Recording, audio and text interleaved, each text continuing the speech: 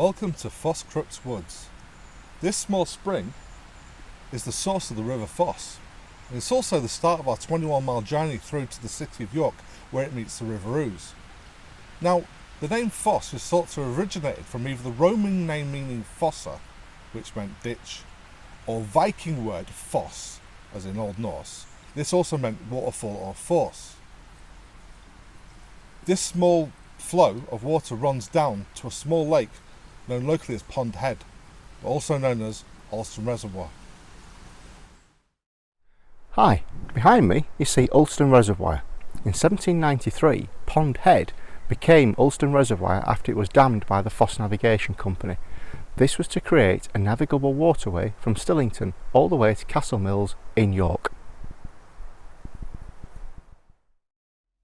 To the north of Stillington lies the former site of Marton Priory, the home of the Augustinian monks, and to the south of Stillington lies the former site of Moxby Priory, the home of the Augustinian nuns. These are the only known examples of an Augustinian double house, where monks and nuns lived at separate sites. They undertook much valuable work in the local parishes, running almshouses, schools and hospitals, as well as maintaining and preaching in local parish churches.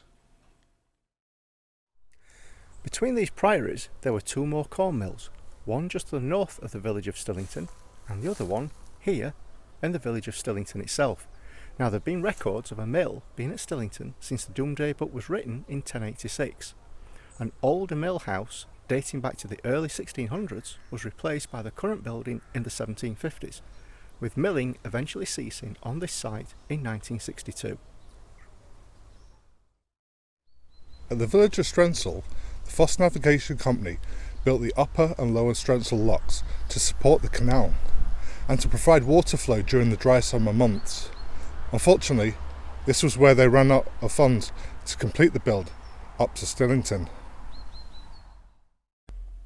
At the village of Strensall, the Foss Navigation Company built the upper and lower Strensall locks to support the canal and to provide water flow during the dry summer months. Unfortunately, this is where they ran out of funds to complete the build all the way up to Stillington Mill. The triangle of land which sits between the rivers Ouse and Foss is now considered to be the modern-day city of York. This location had an abundance of supplies, from hunting and fishing to wood from the forest of gold trees, all the main necessities required for survival. The earliest known inhabitants were the Brigantes, a tribe of ancient Britons who in pre-Roman times controlled a huge area called Brigantia, which would later become the county of Yorkshire. Later, the Romans arrived in York, however it was known by the name Eboracum. The Romans used the foss as part of their defences for the fortress and civil settlements against attack from the eastern side of Eboracum.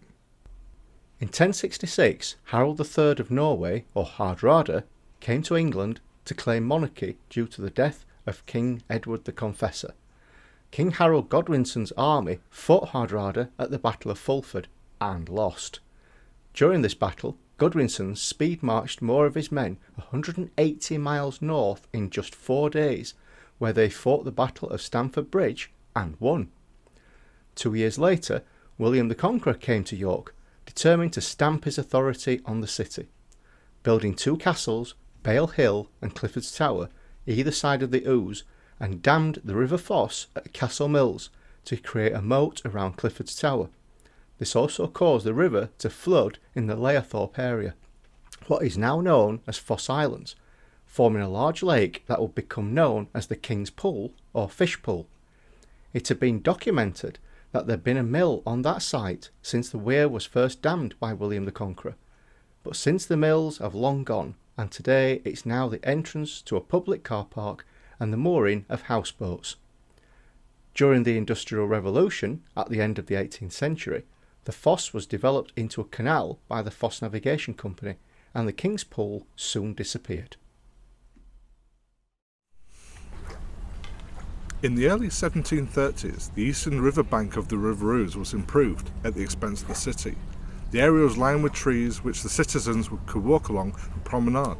it proved so popular that it was extended further south past the junction with the River Foss by way of a timber lift bridge.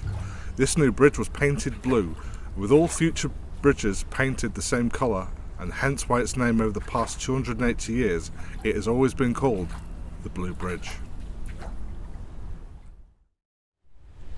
So here we are at the mouth of the River Foss, and where it ends joining the River Ouse. But it's not the end of the journey, far from it. You see, there are parts of the journey that need exploring in more detail. For example, Moxby and Marton Priories, the rise and fall of the Foss Navigation Company, the Forest of Galtrees.